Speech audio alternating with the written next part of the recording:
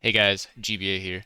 Now that the major's underway, I've been thinking about the subject a bit and want to get a video out about how to get the most out of your downtime without playing the game.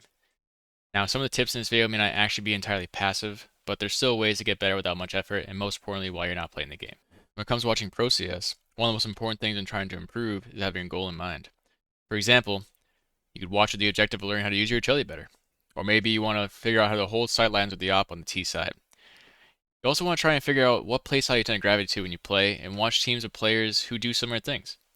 If it's too early in your CS career to identify these things about yourself, then you can at least learn some good angles and good positions to play. If you can identify both these things, your role and your playstyle, then you can make the most of what you see when watching the pros. Using this information about yourself and your goals, you can now watch Pro CS with a new mindset. Personally, I'm an opper, so when I'm watching the major, I tend to pay more attention when they're following the POV of an opper.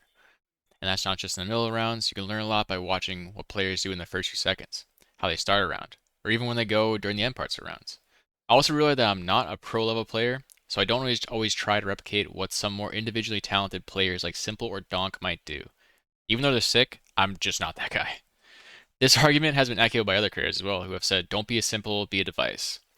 I like to watch a Halzerk or maybe even a Henny personally as an NA fanboy, but I definitely don't stray away from watching a Shiro masterclass. Anchoring sites is another skill that's super easy to gain strategies and protocols from just watching a pro. The first pro coming to mind would be Shush. Just seeing what he does when XQ comes out on A-side Mirage, these reactions can almost be taken without any consideration to the context within the team.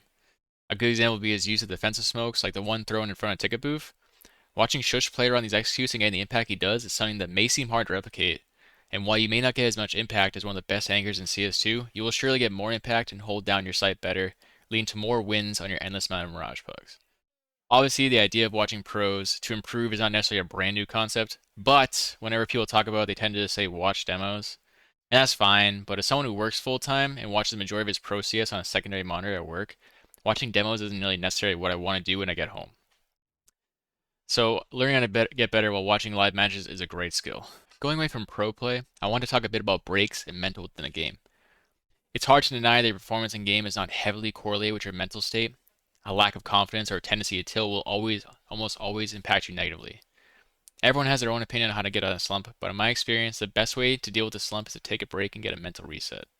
Slumps can be caused by any variable, really. Even just believing you're in a slump can cause your performance to decrease, and taking breaks of any duration, usually for me it's like a week, can provide a mental reset for you and help you bring you back to your former glory. As a certified CS addict, I find breaks to be useful for me because I always keep CS in my mind. During my breaks, I generally consider what has been going wrong for me in game. How can I fix this? Am I overthinking things? I'm usually overthinking things. All I gotta do is shoot people. Sometimes when you play for a long period of time, you have strategies or positions on maps that may fall out of meta, or that people may have gotten used to. A break from the game can help break those habits that may be getting you killed. It can be hard to embrace a meta change if you're stuck in your own ways, and sometimes you just need some time away to rethink how you approach things within the game. Plus, after these breaks, you can give yourself criticism a bit of a rest, considering you're a little bit rusty. These are just some tries that work for me. I hope some of this information can be applied to your gameplay and your intake of Counter-Strike. Thank you guys for watching, and make sure you leave a comment about what works for you. Also, I want to mention that I'll be co-streaming the major games upcoming weekend over my Twitch, and hopefully I can see some of you guys there. Peace out, good night, and sweet dreams.